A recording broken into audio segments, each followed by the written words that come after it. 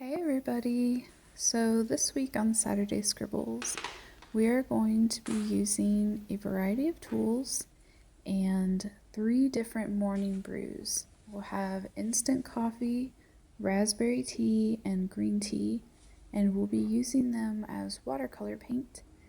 This is for those times in life when inspiration hits and you just have to go with it. But you may not have a paintbrush or you may not have any watercolor paint, and so you just have to use what you have. And in this case, it is a favorite morning beverage.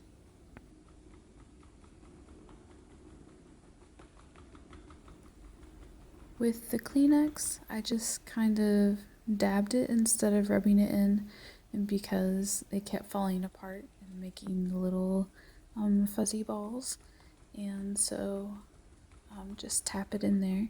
And the green tea that I used is actually from a green tea powder, like matcha, and it has a little bit of a more pigmented color versus the green tea you would get in a bag.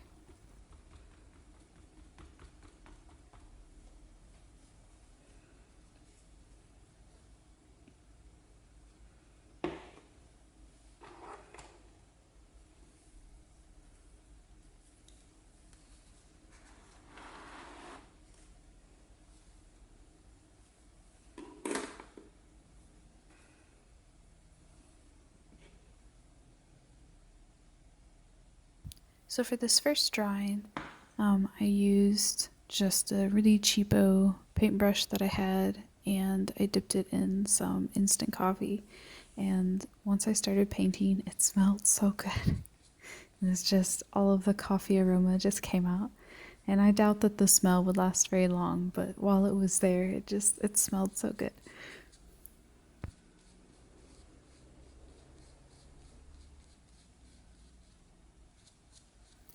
And something to keep in mind for those of you who have done watercolor paintings before, one is the kind of paper that you use. It's always best to use watercolor paper if you have it because it soaks in the water better.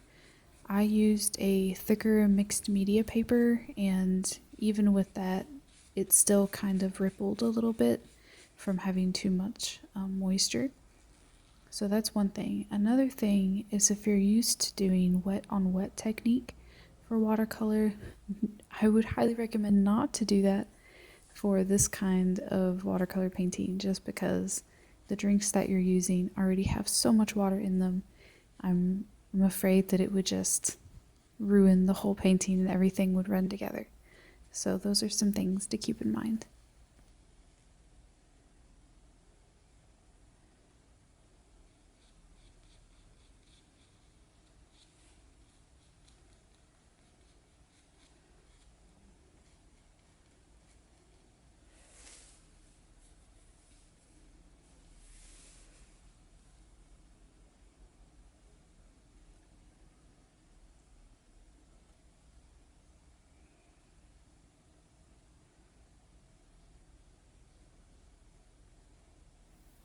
I used my finger for the little turtleneck portion.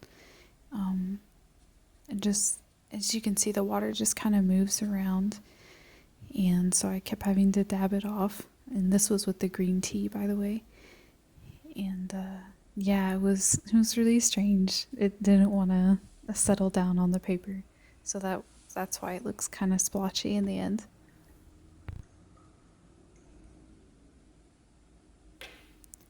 I decided to do a second layer of coffee on this one just to give the color a bit more pigment than what it had.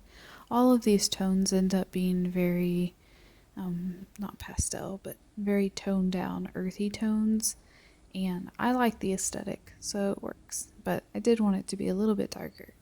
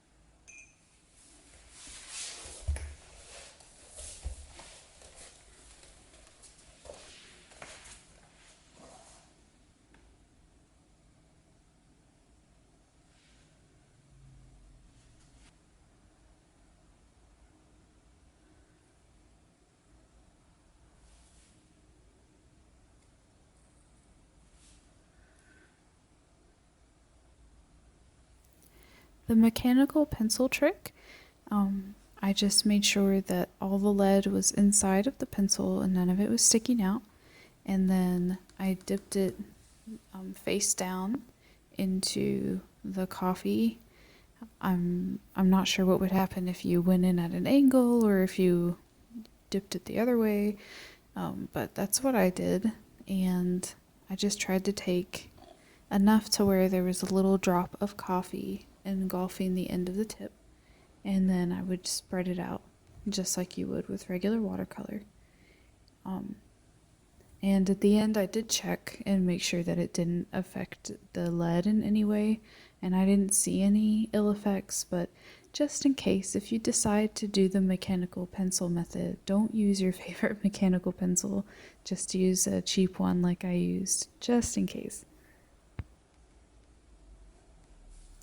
Compared to the other methods, this method is definitely more time consuming, but really nice for when you want small details or you just want to have thinner lines. You just have to be careful not to add too much of whatever liquid you're using to the tip so that it doesn't bubble out and ripple or anything. Just really take your time with it, be in the moment, enjoy it.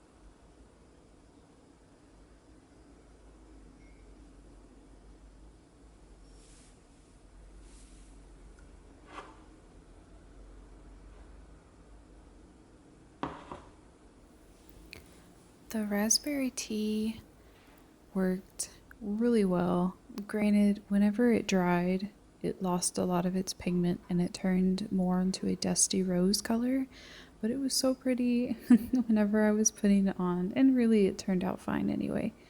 The Q-tip, on the other hand, it's a little bit tricky. I tried to do very light dabs to get smaller dots. I think it would be great if you're doing something that's circular because it already has the rounded tip. But it definitely soaks in a lot of the liquid, so you have to be careful that you're not putting too much down if that's not what you want.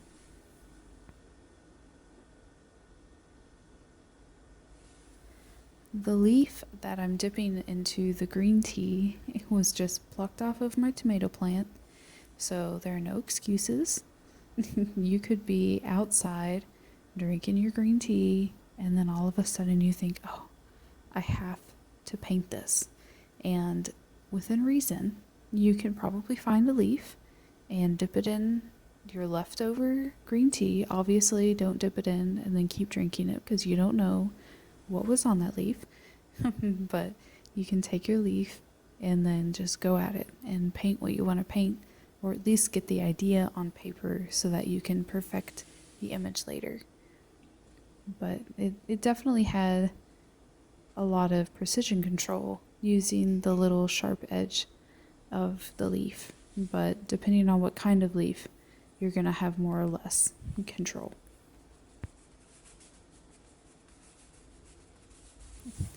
And that's just me making sure that the green tea circle that I drew was perfectly dry before I went in and started doing other things on top of it.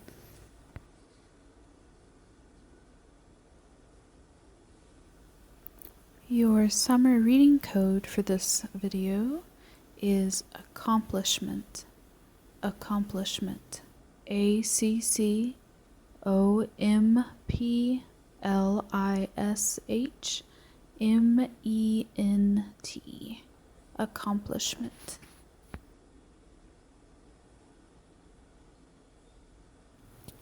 Funnily enough, I didn't realize that it was a thing, and I still don't know how much of a thing it is to paint with tea and coffee. The first time that I used this method, I was making Christmas cards for my friends in grad school, and I accidentally spilled some tea, black tea, onto my paper, and at first I was like, oh, I've ruined it. It's all messed up. But then I was like, ooh, after it dried, I was like, oh, the pigment is really nice. I kind of like this.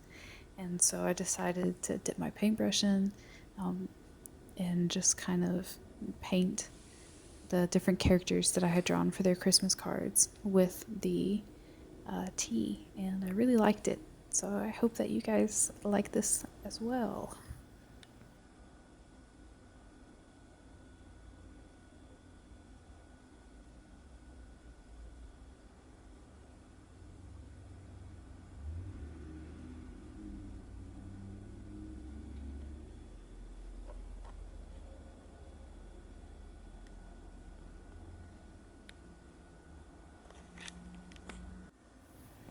And this is just after I went over everything with a Sharpie pen and just try to add a little more detail, add a little more spark to the images. But you don't have to do this. It was fine without the black ink. Thanks for watching, guys.